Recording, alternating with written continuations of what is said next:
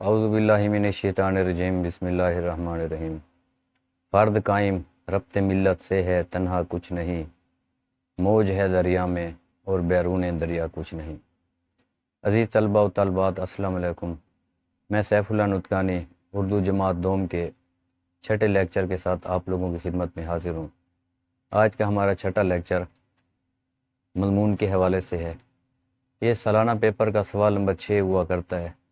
تو آئیے دیکھتے ہیں کہ مضمون کا سوال کس طرح آتا ہے اور اس کے حل کرنے کا طریقہ کیا ہے۔ تو یہاں پر دیکھیے سوال نمبر 6، درج علم میں سے کسی ایک مضمون پر نوٹ لکھیں۔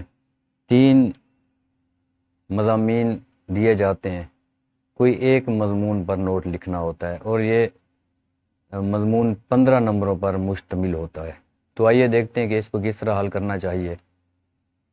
آپ لوگوں کے سامنے ہے، سوال نمبر 6 ڈالیں گے، جو مضمون کرنا چاہتے ہیں اس کی ہیڈنگ دیں گے اور مضمون شروع کر دیں گے آپ لوگ۔ اب اس کی چند باتیں آپ لوگ ذہن نشین کر لیں، یعنی اہم پوائنٹ، اہم باتیں یہ ہیں کہ پہلا پوائنٹ یہ ہے، پہلی بات کہ آپ لوگ مضمون کو پیراگراف کی شکل دیں گے۔ بعض بچے غلطی کرتے ہیں، ایک ہی پیراگراف بنا لیتے ہیں شروع سے لے کر آخر تک، چاہے جتنے صفحات پر مشتمل انہوں نے مضمون لکھا۔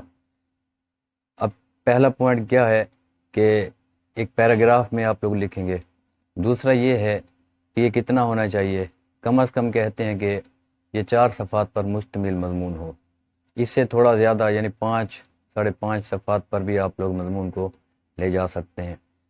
اور تیسری اس کی اہم بات، تیسرا پوائنٹ یہ ہے کہ آپ لوگ اس میں حوالہ جات کا استعمال کریں۔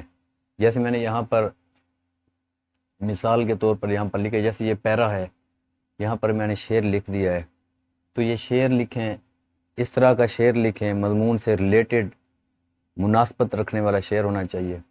شعر کی علامت ہو، شعر لکھیں، علامات مارکر سے ڈال کے، شعر پین سے لکھ سکتے ہیں یا دونوں ہی مارکر سے لکھے جا سکتے ہیں۔ لیکن یہاں پر میں نے مصرے برابر لکھے ہیں۔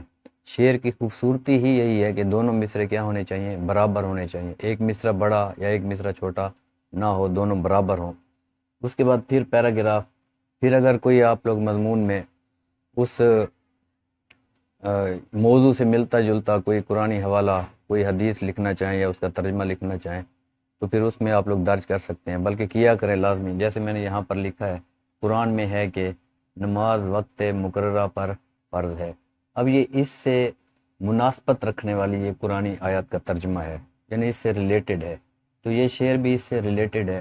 تو اس طرح پیراگراف بناتے چلے جائیں اور اس میں حوالہ جات یعنی اشعار، اقوال، قرآنی آیات کا ترجمہ، احادیث کا ترجمہ درج کرتے چلے جائیں۔ اس طرح آپ لوگوں کے مضمون کا حسن جو ہے وہ بڑھتا جائے گا، یعنی ایک متاثر کن تحریر ہو جائے گی آپ لوگوں کی۔ تو پھر میں یاد دہانی کے لیے بتاؤں کہ پیراگراف میں لکھیں، حوالہ جات کا استعمال کریں، کم از کم 4 صفحات، اس سے تھوڑا زیادہ بھی آپ لوگ لکھ سکتے ہیں۔ اور 14 نمبر، 13 نمبر، 14 نمبر، 15 نمبر بھی دیے جا سکتے ہیں۔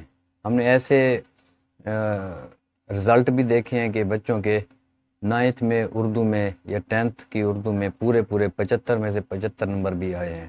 تو صرف یہ ہے کہ اس کو خوبصورت بنانا ہوتا ہے، تمہید بہترین ہو، اچھی ہو، یعنی ابتدا اچھی ہو، پھر درمیان، ویسے تو ٹوٹل اوورال مضمون اچھا ہونا چاہیے، بالخصوص ابتدا اچھی ہو، کیونکہ چیک کرنے والا جو ہوتا ہے سب سے پہلے وہ ابتدا دیکھتا ہے، ابتدا پڑھتا ہے، اور پھر بعد میں سرسری پڑھ کے آخر میں پھر وہ ذرا توجہ سے پڑھتا ہے، یعنی وہ جائزہ لیتا ہے کہ کیا مضمون کی ابتدا اور آخر صحیح ہے۔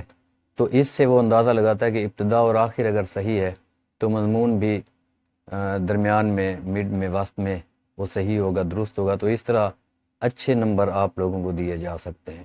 تو یہ مضمون کا طریقہ ہوگا۔ اور دوسری بات یہ ہے کہ ہیڈنگ بالکل نہ دیں۔ ایک اور میں بتانا بھول گیا، ہیڈنگ نہ دیں۔ بعض اوقات جیسے وقت کی پابندی، جیسے ہیڈنگ ہے کہ فصلوں کی پیداوار، موسموں کی تبدیلی وغیرہ وغیرہ، یہ بعض بچے مارکر سے ہیڈنگ دے کر ان کے پیراگراف بناتے چلے جاتے ہیں۔ ہیڈنگ کا جو ہیڈنگ ہے وہ ختم کر دی گئی ہیں۔ ہیڈنگ آپ لوگوں نے قطعاً نہیں دینی، پیراگراف میں ہی آپ لوگ اس کو لکھیں گے۔ تو یہ مضمون کا طریقہ ہے آپ لوگوں کا۔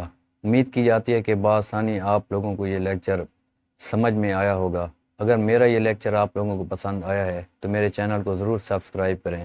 اللہ ہم سب کا حامی و ناصر ہو۔ اللہ حافظ۔